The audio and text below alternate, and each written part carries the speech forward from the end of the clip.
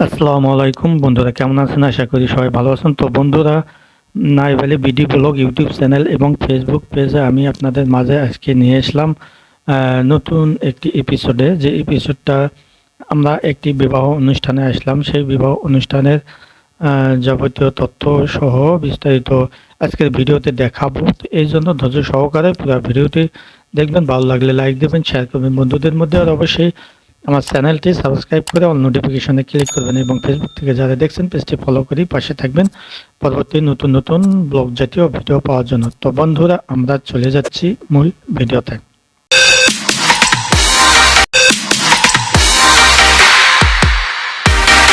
বন্ধুরা, আমরা চলে আসলাম মূল ভিডিওতে। তো যা বলছিলাম যে আসলে গ্রাম বাংলার বিবাহ অনুষ্ঠানগুলো যেভাবে হয়, তো সেই বিবাহ অনুষ্ঠানের খাওয়া দাওয়া পর্ব সহ যাবতীয় তথ্য আজকে ভিডিওতে তুলে ধরলাম। এই জন্য ধৈর্য সহকারে পুরো ভিডিওটি দেখবেন।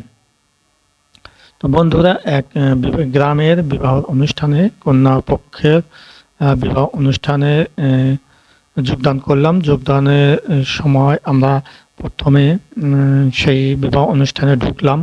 গেট বরাবর সুন্দরভাবে, গ্রামে এভাবে সুন্দরভাবে গেট সাজানো থাকে। এই সুন্দরভাবে গেট দিয়ে সাজানো মাঝখানে এমনভাবে স্টেজ আকারে সাজিয়েছে যেখানে বর কন্যা একসঙ্গে বসার জন্য। এবং এখানে যেহেতু বর দেখা অনুষ্ঠান, কন্যা পক্ষের বাড়িতে দাওয়াত, তো বর দেখা অনুষ্ঠান, তো এখানেই বরের আসন সহ সুন্দরভাবে একটি আসন মঞ্চস্থ করা হয়েছে আর সুন্দরভাবে সাজানো হয়েছে। তো গ্রাম বাংলায় সাধারণত এভাবেই যে কোনো বিয়ের অনুষ্ঠান সুন্দর সজ্জায় সজ্জিত করা হয়ে থাকে। আর সেই সঙ্গে খাওয়া দাওয়ার ব্যাপারটা সাধারণত দেখুন এভাবে, কিন্তু আমাদের গ্রামে গঞ্জে সাধারণত এভাবে খাওয়া দাওয়ার ব্যাপার চালিয়ে যায়।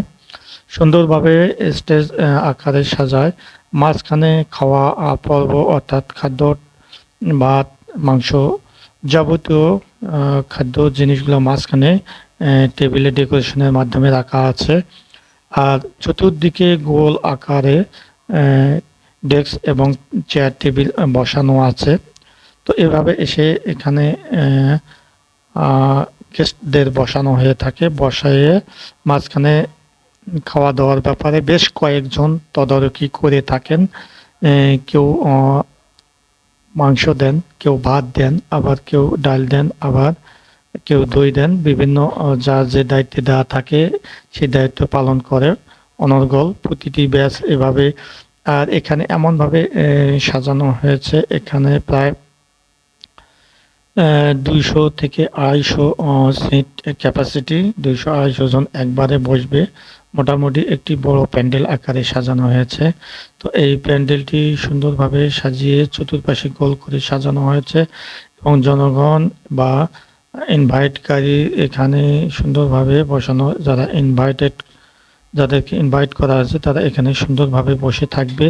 এবং সেই বসানো থেকে শুরু করে হাত ধোয়া থেকে শুরু করে খাওয়া দাওয়া, যাবতীয় পেট ভরে যাবতীয় বিরিয়ানি সহ মাংস খাওয়া দাওয়ার শেষে দই সার্ভ করা হয়ে থাকে। করার পর অত্যন্ত সুন্দরভাবে এখানকার খাওয়া দাওয়া শেষ হওয়ার পরে আমরা ইনভাইট করা হয় যে সব গেস্টদের, সেই গেস্টরা আবার খাওয়া দাওয়ার পর একটা গিফট বা অনুদান বা দান করবেন। তো এই জন্য বর যেখানে রয়েছে বর প্যান্ডেল, বর প্যান্ডেলে বরের আসনে এসে সেখানে আবার আমরা পান খেয়ে